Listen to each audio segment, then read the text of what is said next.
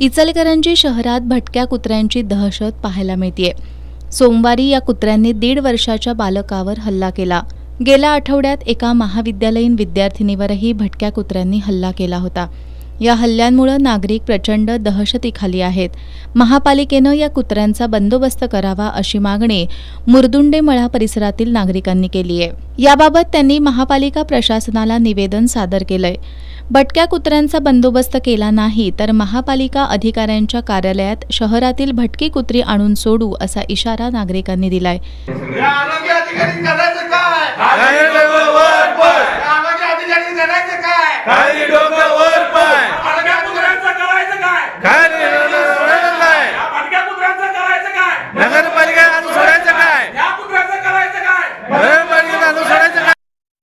यावेळी अमित बियाणी, माजी नगरसेवक राजू बोंद्रे, नितेश पवार यांच्यासह नागरिक उपस्थित होते।